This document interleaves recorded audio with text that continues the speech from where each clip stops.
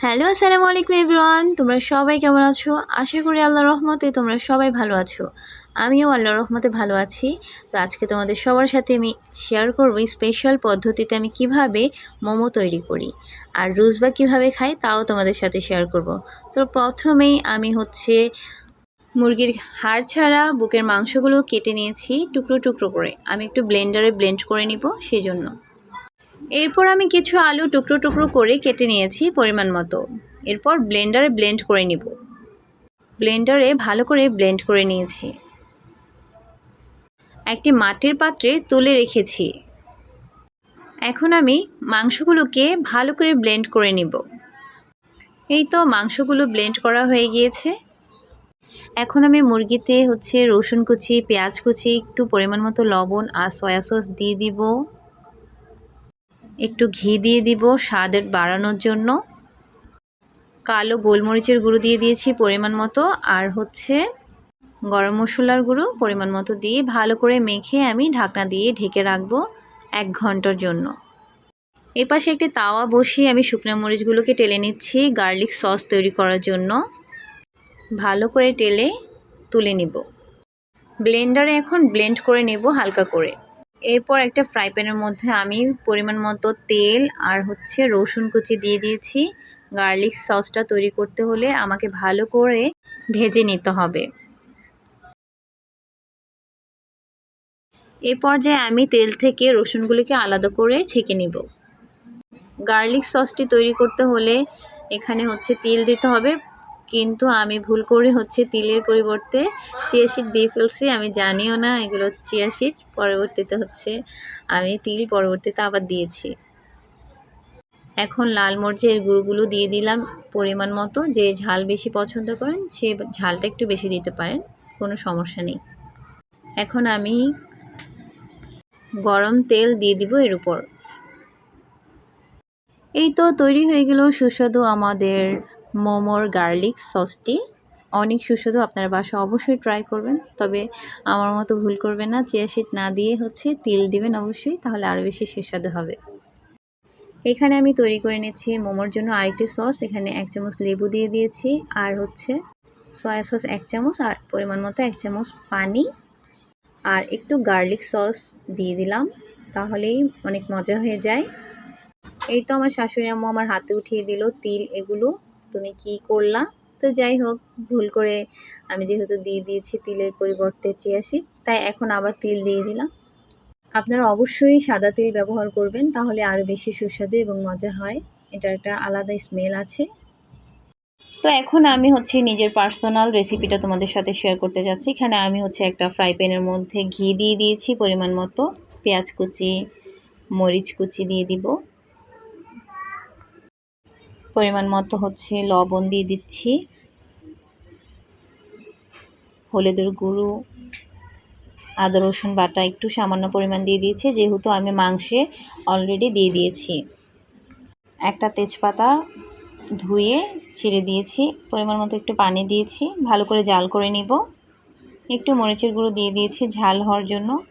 মশলাগুলো ভালো করে কষানো হয়ে গেছে। এই পর্যায়ে আমি ব্লেন্ডার করা আলুগুলো দিয়ে দিয়েছি। ভালো করে এগুলোকেও আমি কষাবো, আলু যেন নিচে না লেগে যায়। এই পর্যায়ে আমি আলুতে পানি দিয়ে দিয়েছি পরিমাণ মতো। এগুলোকে ভালো করে কষাবো।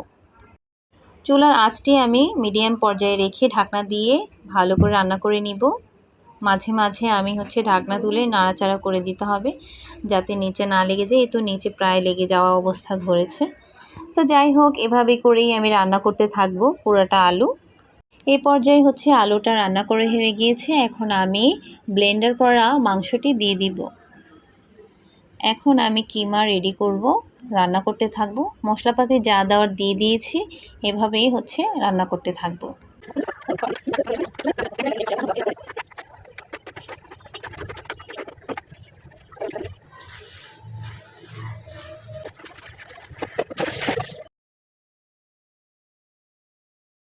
এই পর্যায়ে আমি রান্নার মাঝে একটু গরম মশলা আর একটু মাংসের মশলা দিয়ে দিয়েছি।